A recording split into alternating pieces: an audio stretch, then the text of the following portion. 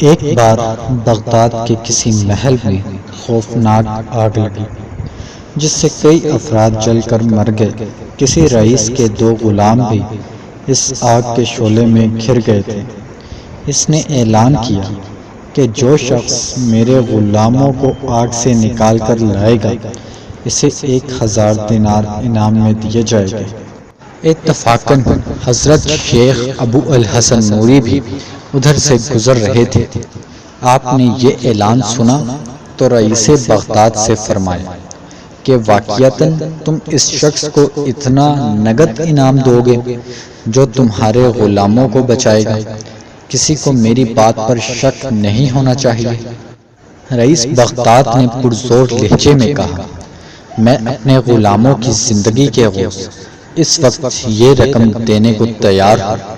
حضرت شیخ ابو الحسن نوری نے آگ کے بھڑکتے ہوئے شعلوں کی طرف دیکھا اور خدا کا کلام پڑھتے ہوئے اندر داخل ہو گئے۔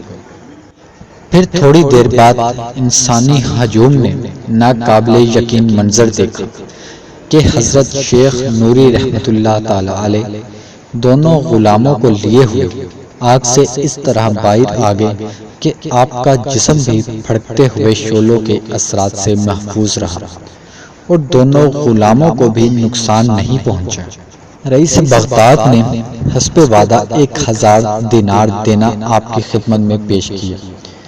حضرت شیخ ابو الحسن نوری نے دولت کے اس ڈھیر کو دیکھتے ہوئے فرمایا، یہ تم اپنے پاس ہی رکھ لو کیونکہ تمہیں اس کی زیادہ ضرورت ہے۔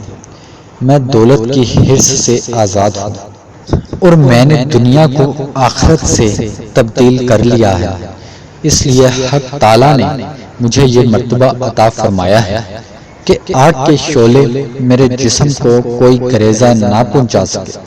ایک بار حضرت شیخ ابو الحسن نوری راستے سے گزر رہے تھے کہ آپ نے چند سپاہیوں کو دیکھا جو ایک ضعیف اور ناتواں انسان کو زور و کوب کرتے ہوئے لے جا رہے تھے، مگر وہ بوڑھا شخص انتہائی صبر و ضبط کے ساتھ سپاہیوں کی مار کھا رہا تھا اور منہ سے اف تک نہیں کرتا تھا۔ حضرت شیخ نوری کو اس شخص کی قوت برداشت پر بہت حیرت ہوئی۔ آخر آپ نے سپاہیوں سے پوچھا، تم اس شخص کو کہاں لے جا رہے ہو؟ ہم اسے زندان کے حوالے کرنے جا رہے ہیں۔ سپاہیوں نے کہا اور دوبارہ اس بوڑھے شخص کو پیٹنا شروع کر دیا۔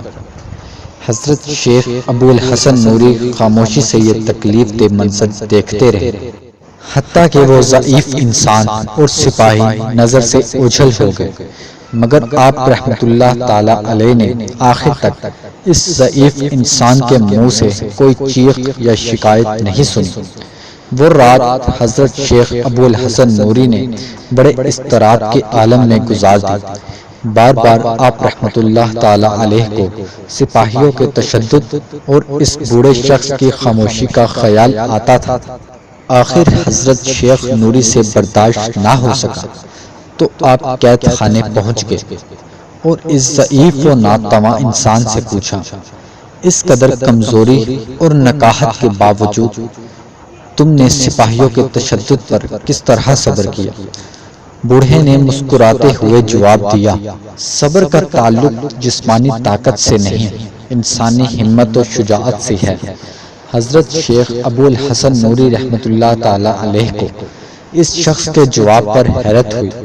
پھر آپ نے دوسرا سوال کیا، تمہارے نزدیک صبر کیا مفہوم ہے؟ ضعیف شخص نے کہا، افات و مصائب کو اس طرح خوشی کے ساتھ برداشت کرنا چاہیے جس طرح لوگ مصائب سے نجات پا کر مسرور ہوتے ہیں۔ حضرت شیخ ابو الحسن نوری رحمۃ اللہ تعالی علیہ کی حیرت میں مزید اضافہ ہو گیا۔ آپ کو حیران پا کر بوڑھے شخص نے کہا، آگ کے 7 سمندر پار کرنے کے بعد انسان کو معرفت حاصل ہوتی ہے، اور جب حاصل ہو جاتی ہے تو پھر اسے اول و آخر کا علم بھی حاصل ہو جاتا ہے۔